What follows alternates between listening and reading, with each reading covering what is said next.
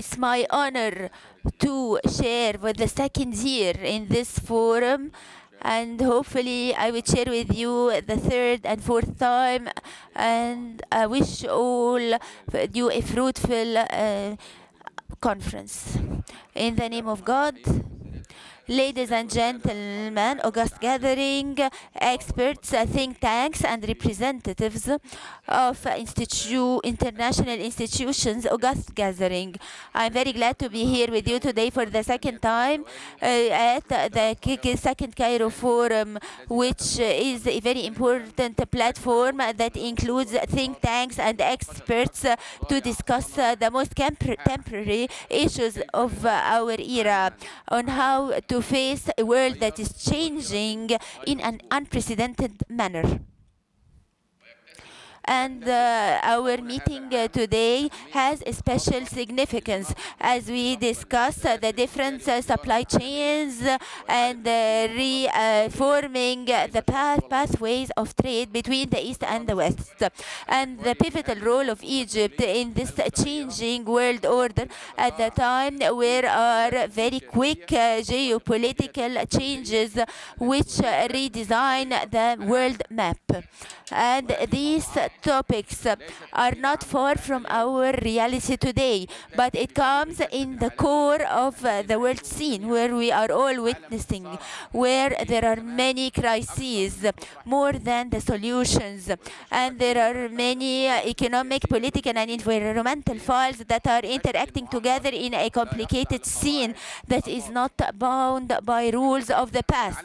And maybe convening this forum here in Cairo at this significant time has a very important significance regarding the importance of dialogue, and that facing the international challenges is not through isolation, but it is through common thinking and exchange of experience between the countries and the institutions.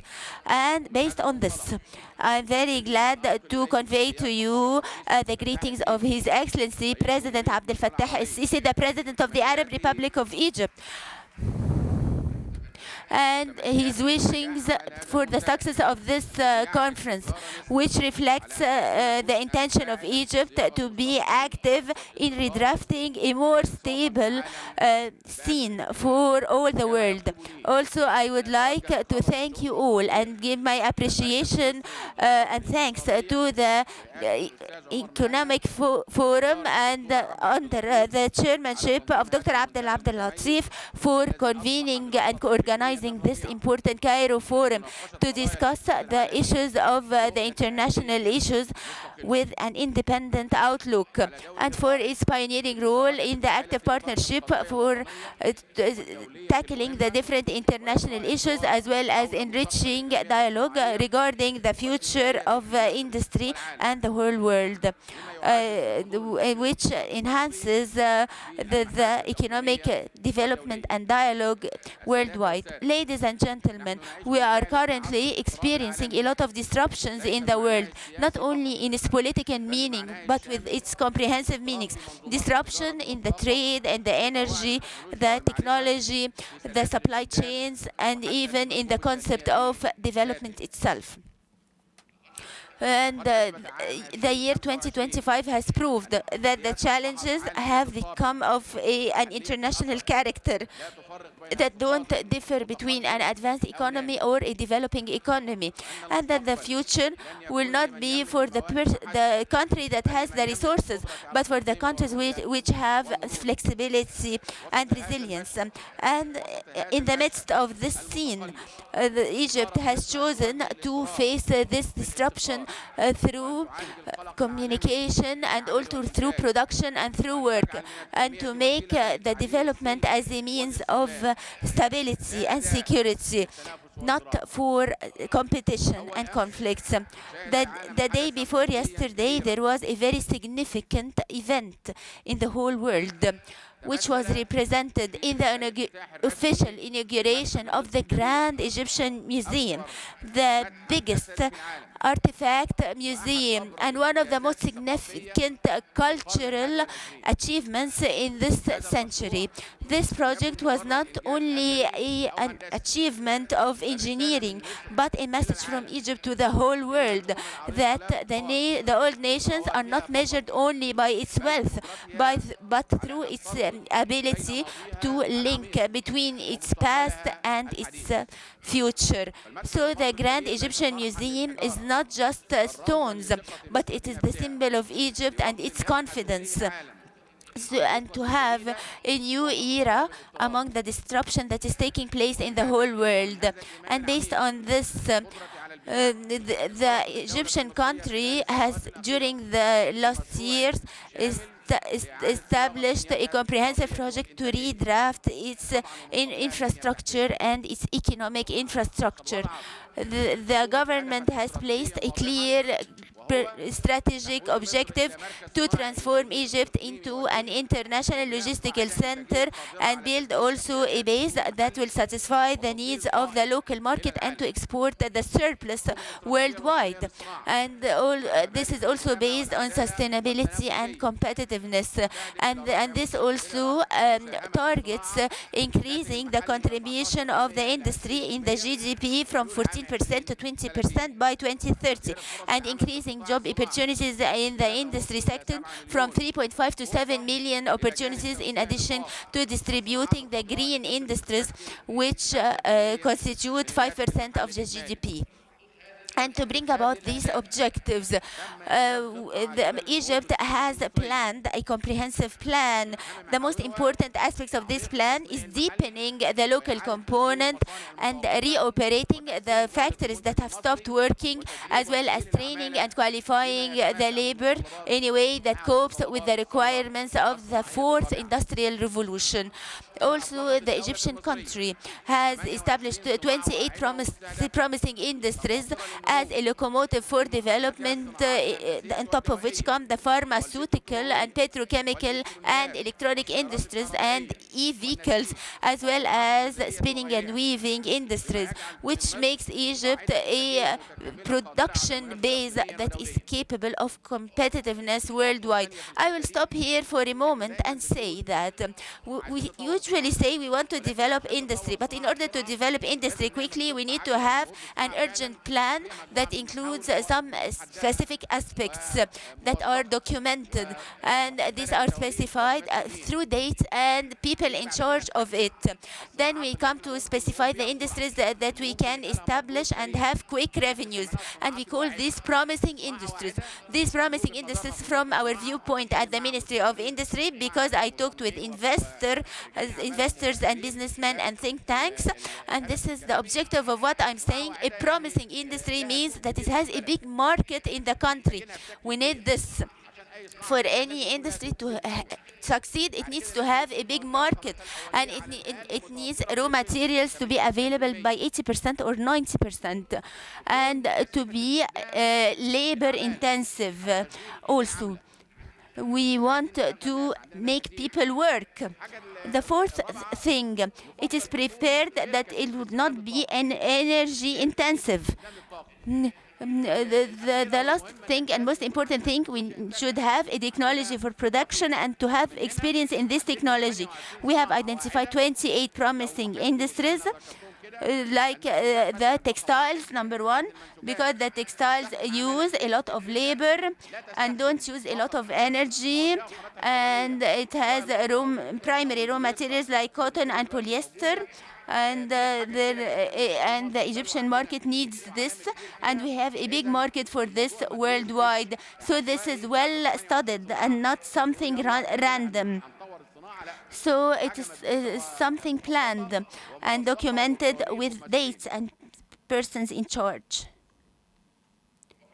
And at the same time, the country was going towards also developing transport as a main goal for the development. And in less than 10 years, we have implemented many projects that included, since it were planned in 2019, its value is of 2 trillion pounds. Maybe now it may be 2.5 or 3 trillion pounds because of the currency exchange.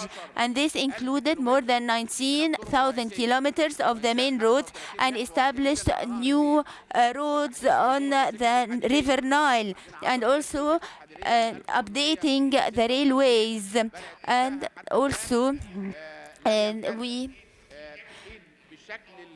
of course, there is a lot of maintenance for the railways and these areas, but with percentages not very high in a way that copes the big distances of railways and the big number of locomotives and trains.